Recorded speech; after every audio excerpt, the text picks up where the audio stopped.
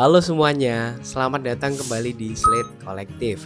Kalau kita bicara soal menonton film atau animasi, rasanya karya-karya dari Jepang selalu punya tempat khusus di kepala kita. Pernah tidak kalian menonton sebuah film Jepang, lalu setelah filmnya selesai, kalian cuman bisa menatap layar kredit title yang bergulir, merasa sedih tapi sekaligus damai. Berbeda dengan Hollywood yang sering mencekoki kita dengan ledakan epik dan struktur cerita pahlawan yang pasti menang. Sinema dan animasi Jepang justru punya ritme yang unik. Terkadang mereka berjalan sangat lambat, menyorot jemuran baju yang tertiup angin selama beberapa detik, atau membiarkan karakternya diam tanpa dialog. Tapi anehnya, kita sebagai penonton tetap betah dan emosinya justru dapat banget nih. Hari ini kita akan membedah anatomi dari estetika sinema dan animasi Jepang.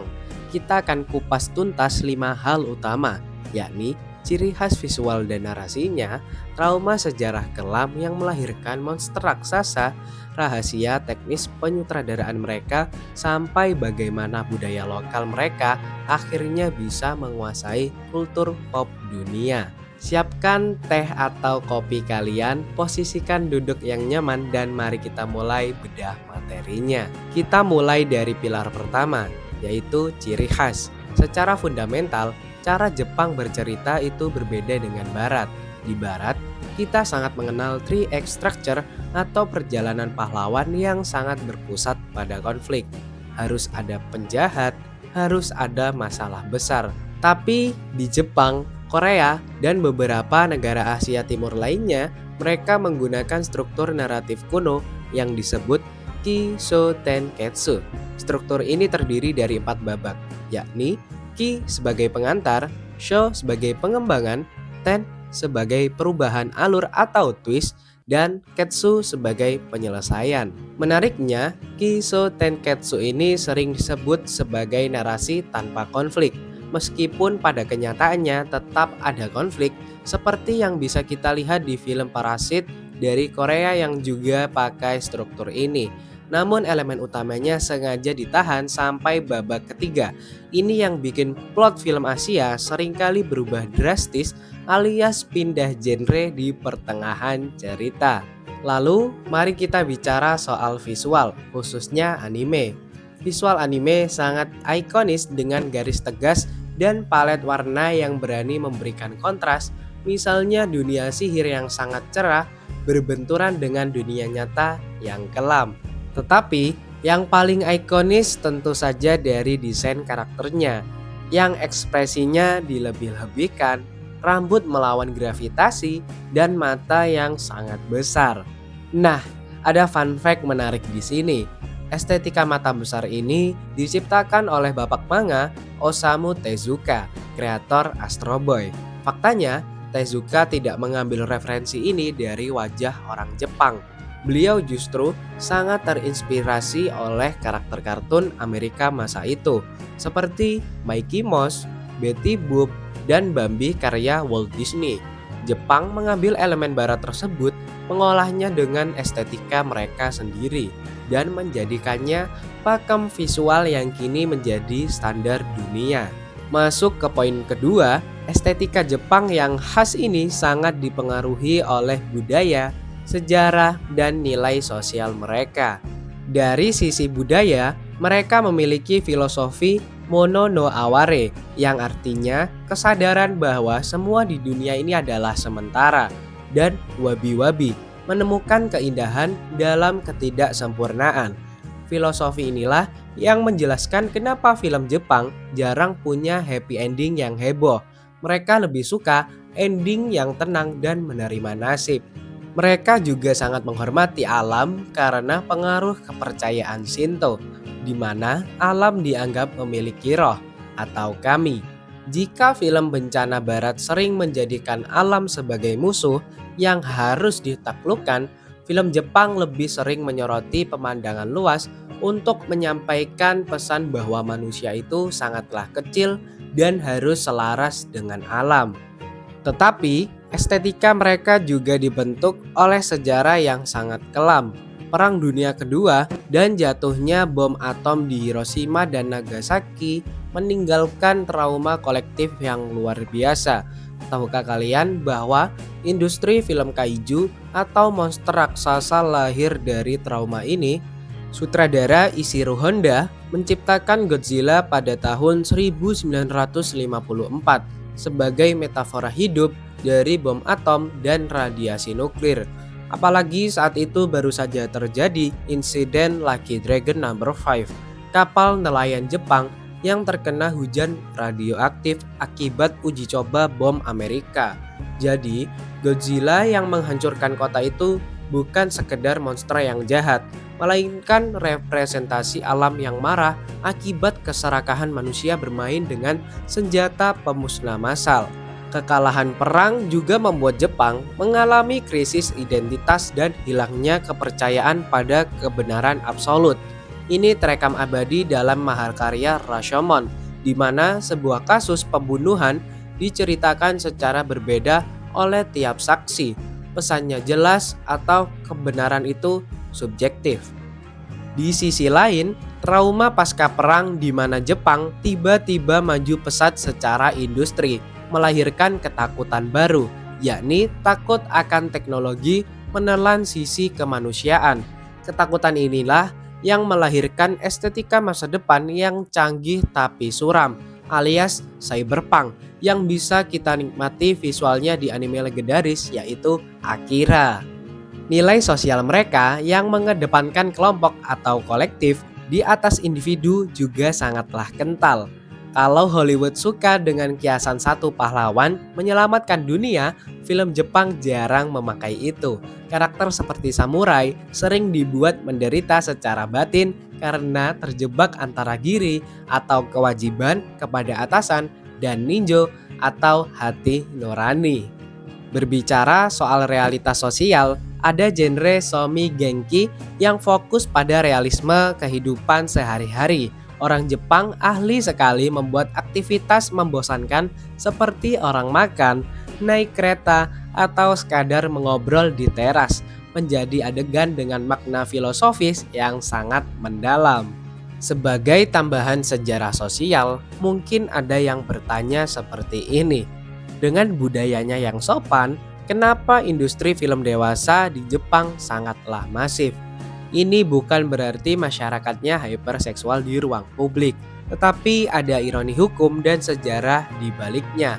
Secara historis, budaya Jepang sebelum restorasi Meiji punya tradisi seni lukis erotis Shunga yang cukup terbuka. Lalu di tahun 80-an, Jepang memelopori teknologi VHS.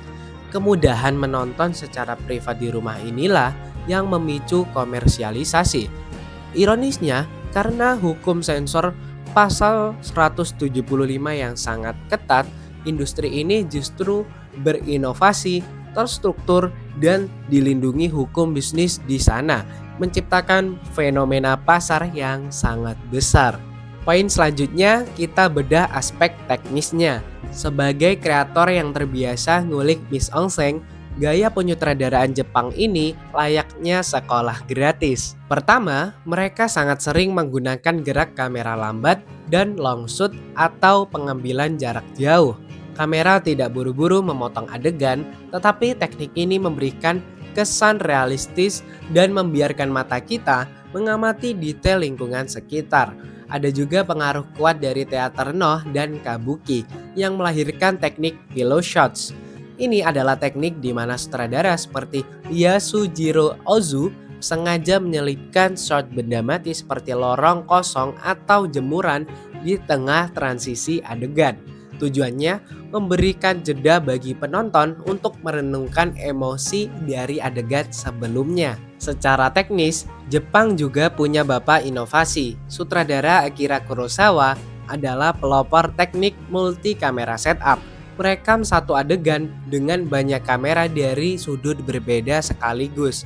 Teknik ini sangat revolusioner dan menjadi inspirasi langsung bagi George Lucas saat menyutradarai Star Wars.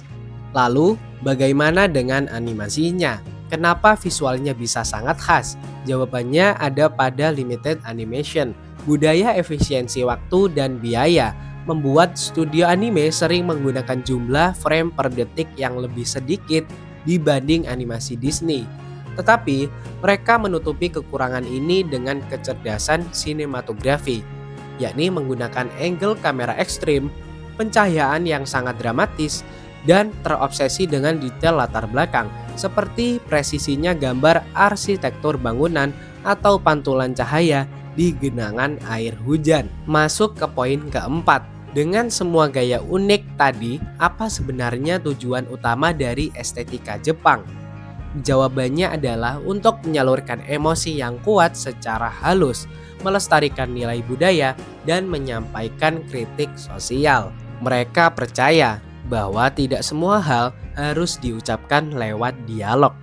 Gambar, ekspresi, dan suasana sudah cukup untuk menyampaikan rasa kesepian atau kebahagiaan. Hayao Miyazaki dari studio Ghibli sengaja memasukkan konsep atau kekosongan di hampir semua filmnya. Adegan saat karakter melamun atau melihat hujan bukan dibuat untuk membuang durasi, melainkan memberikan penonton waktu untuk bernafas di tengah padatnya plot cerita. Film juga menjadi senjata halus untuk kritik sosial. Kita ambil contoh Shin Godzilla karya Hideaki Anno. Di balik adegan monster menghancurkan kota, film ini sebenarnya adalah sindiran tajam terhadap birokrasi pemerintah Jepang yang terlalu lambat dan kaku dalam mengambil keputusan di saat bencana kritis. Sebuah refleksi nyata dari insiden reaktor nuklir Fukushima.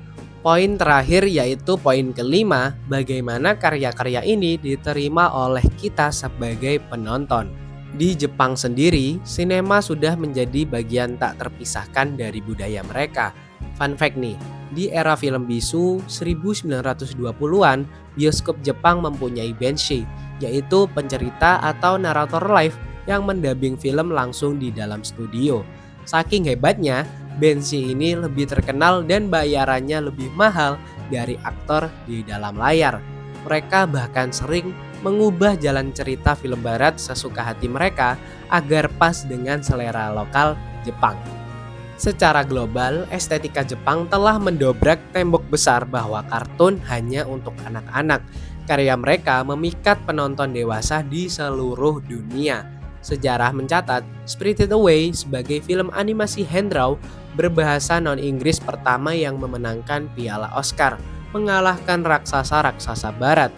Sutradara top Hollywood seperti Quentin Tarantino sangat mengagumi gaya ini, dan banyak film sukses Amerika mulai dari Hachiko sampai The Ring merupakan adaptasi langsung dari film Jepang. Di Indonesia sendiri, estetika Jepang sudah mendarah daging. Dari generasi yang masa kecilnya dihabiskan menonton anime setiap minggu pagi, hingga kini di mana rilisnya film Makoto Shinkai atau anime layar lebar selalu bikin bioskop penuh. Sentuhan emosionalnya, nilai kolektif yang mirip dengan budaya ketimuran kita, dan daya pikat visualnya membuat film Jepang bukan sekadar tontonan, tetapi sudah menciptakan komunitas pop culture yang sangat solid di sini. Sebagai kesimpulan, estetika dalam film Jepang membuktikan bahwa sinema lebih dari sekedar produk hiburan komersial semata. Lewat kesunyiannya, karakter animasinya, dan bingkai gambarnya yang cermat, Jepang berhasil memasukkan jiwa, trauma sejarah, dan identitas budaya mereka, lalu mengekspornya ke seluruh dunia dengan sangat elegan. Nah, setelah membedah semua ini, saya penasaran, buat kalian adegan atau teknik visual apa dari film Jepang, entah itu anime, live action, atau film klasik yang menurut kalian paling jenius dan susah dilupakan? Apakah detail animasi hujan dari Makoto Shinkai atau keheningan epik dari studio Ghibli? Tulis pendapat dan judul film favorit kalian di kolom komentar, dan mari kita diskusikan bersama. Jangan lupa untuk tekan tombol like kalau kalian suka dengan analisis mendalam seperti ini, dan pastikan subscribe ke Slate Kolektif supaya tidak ketinggalan bedah sinematografi dan cerita layar lebar lainnya. Terima kasih sudah menemani sampai akhir dan sampai jumpa di video selanjutnya. See ya.